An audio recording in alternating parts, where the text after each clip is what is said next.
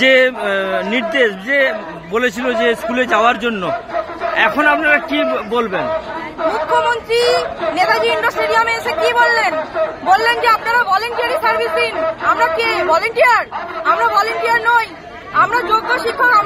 আমরা আমাদের মেধার ভিত্তিতে সবকিছু একাডেমিক্সের ভিত্তিতে পরীক্ষা দিয়ে, ইন্টারভিউ দিয়ে, কাউন্সিলিং এর মাধ্যমে যোগ্যতার ভিত্তিতে নিযুক্ত হয়েছি। কেন আমাদেরকে এই জায়গায় নামালেন উনি? ভলেন্টিয়ার শিক্ষক, ভলেন্টিয়ার শিক্ষক কাদের বলে? স্বেচ্ছাশ্রম কাদের দিতে হয়? আমরা কেন স্বেচ্ছাশ্রম দেবো? কেন ভলেন্টিয়ারি করবো? আমাদের প্রত্যেকের পরিবার আছে, সংসার আছে।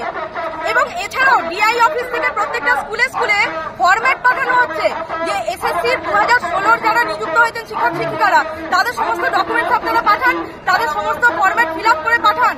সেইগুলো এইচএমদের কাছে অলরেডি পৌঁছে গেছে। এটা কিসের জন্য? কিসের জন্য ডিআই অফিস? এই ডিআই অফিসে তো আমাদের বারবার ভেরিফিকেশন হয়েছে। তালা তো এই কারণেই এই ডিআই অফিস আমাদের বারবার ভেরিফিকেশন করেছে, একবার নয় বহুবার ভেরিফিকেশন করেছে, তারপরে অ্যাপ্রুভাল দিয়েছে। এইখান থেকে আমাদের বেতন হয়। এসএসসির যা কিছু নির্দেশ প্রথমে ডিআই অফিসে আসে, তারপর সেগুলো এইচএমরা কার্যকরী করেন। কাজেই ডিআই অফিস সমস্তটা জানে। ডিআই অফিসেও জানে যে কারা টেন্টেড আর কারা নন টেন্টেড। আপনার নাম? আমার নাম কুহেলি গোড়া। আমার স্কুল হচ্ছে মিরিকপুর গুণধর বালিকা বিদ্যালয়। এখানে আমাদেরকে প্রতিশ্রুতি দিয়েছেন যে আমরা স্কুল যেতে পারবো, আমরা স্কুলে যেতে পারবো। স্কুলে যাওয়ার ক্ষেত্রে আমাদের কোনো বাধা নিষেধ থাকবে না এবং আমাদের স্যালারিটাও থাকবে। লিগাল নোটিশ ছাড়া, কোন রকম লিগাল নোটিশ ছাড়া উনি কিভাবে প্রত্যেকটা স্কুলে গুগল চিট পাঠাচ্ছেন আমাদের স্যালারি বন্ধের জন্য? এটা আমরা কিভাবে মেনে নেব?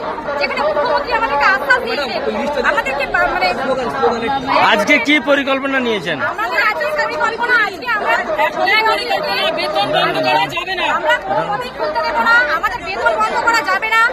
আর সরকারকে দিতেই হবে, মিরর ইমেজ দিতেই হবে। দাঁড়ান একদম, যেভাবেই হোক মুখ্যমন্ত্রীকে এই মিরর ইমেজ কোথা থেকে পাবে আমরা সেটা জানি না। মিরর ইমেজের কপি বার করতে হবে এবং যোগ্য লিস্ট দিতে হবে এবং সেই যোগ্য লিস্ট সহ তিনি যেন রিভিউ পিটিশন করেন, এটাও আমাদের আর্জি।